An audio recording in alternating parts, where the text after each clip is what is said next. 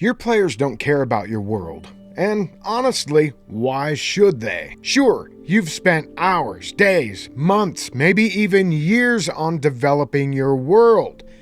But they haven't. Most of them aren't going to care about your 3,000 years of history, your lore, and your map. That is, until they interact with it. What they care about is this. What is affecting my character right now? Players care about character agency and stakes. They care about whether their character is gonna live or gonna die, whether their character is gaining power or losing it, and their choices actually mattering. Your world only matters when it collides with the player characters, and only you have the power to make that collision happen. Your world is only gonna matter to you until you serve that world on a silver platter to the players. I have a map of my homebrew world of Tarna, and only a little of it is actually developed. The players don't care about the other parts of the map because their characters have never been there before. It's never affected their characters. Ever. Sure, those places are there and have a little bit of development. That is, if I ever want to present it to the players. But as of now, the only places that the players or the characters have experienced are the places that I have presented to them. Duh! So the world is for the Dungeon Master at first. Look, I'm not trying to deter anybody from creating their own world and lore and history. In fact, for me, it's one of the funnest parts about the game, or at least the game adjacent, not the actual playing. I think the point here is getting you to realize that having a complete world is not nearly as important as having an area that is actually affecting the characters. But I want you to realize that you don't need an entire world fleshed out. What you need is a local area that the characters can interact with. Of course, you can have backstory, lore, history, and all of that greatness, but unless player characters actually interact with it,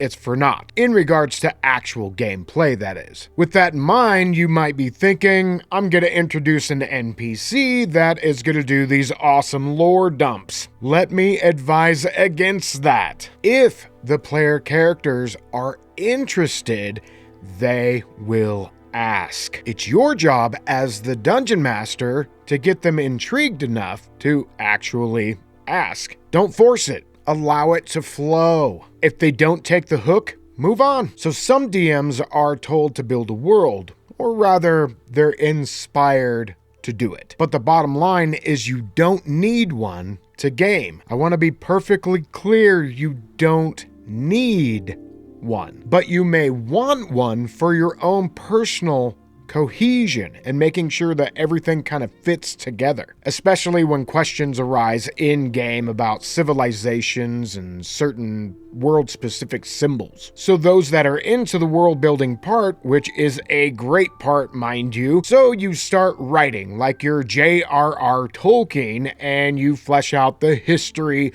a map, and all the lore. You're doing that on your own time instead of running games. And I have to throw in here that sometimes world building happens inside of the game. In fact, there are game systems out there where that is part of the game mechanics and actual play. So let me ask this, for those of you that have just recently started to world build, how often has all of that world showed up at your game table? Or rather, how much of that world have your players not even touched? I built a few worlds over the course of 40 years or so, and the one that I'm using now, which has lasted and been in development for 10 or 11 years, we've only used a pretty small portion of that world. So let's talk about what actually engages players. Replace the bad lore dump model with a better one. The rule,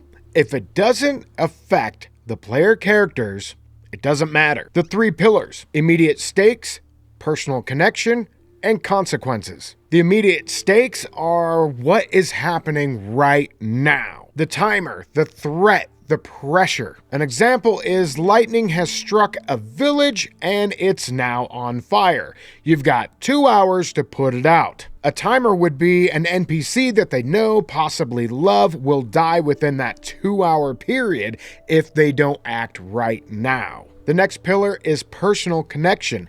Tie it to the player characters, their backstory, their gear, their allies. Don't say a kingdom is in danger. Instead, say your mentor is about to be executed. Then there's consequences. If nothing changes, then nothing matters. If the PCs succeed, they gain something.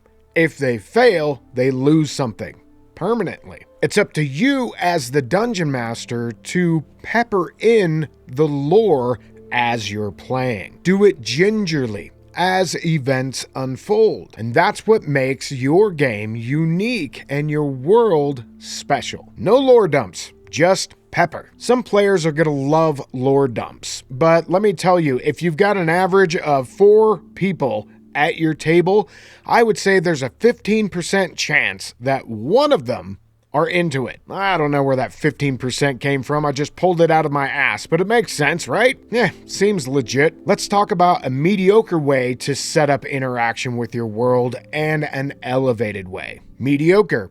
There's an ancient war between kingdoms. Elevated. The road you're on is about to become a battlefield. Mediocre. A powerful necromancer is raising an army in the north. Elevated. The corpses in the graveyard behind you just started moving. Mediocre. There's political tension between the noble houses. Elevated. The noble you're dining with just accused you of treason. Mediocre. A dragon has been terrorizing the countryside. Elevated. Smoke rises over the hill.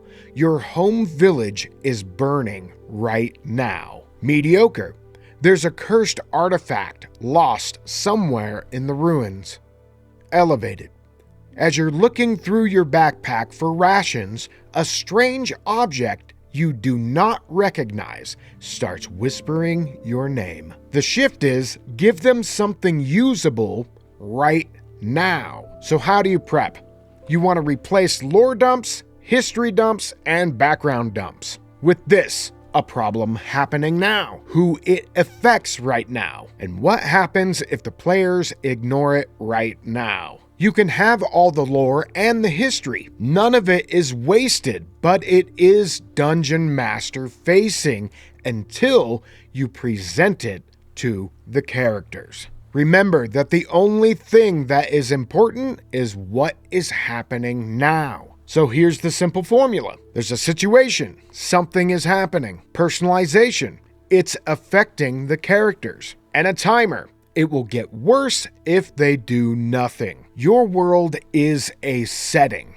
It's not the game. It's a side quest for the dungeon master, but you don't need a completed world right now. When the players, vicariously through the player characters, interact with your world, that is the game. And if your world doesn't push back, it's static and lifeless. Without drama, a story doesn't happen. Plain and simple, you have to have conflict. That is the game. So make the world matter, and it will. I'd like to thank all my patrons for making this video possible.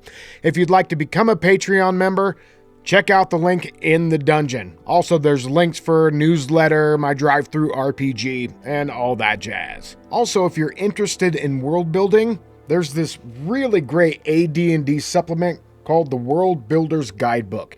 There's a link down in the dungeon. All right, everyone. Thanks for stopping by Agranak Studios today, and we'll see you on the next one. Later!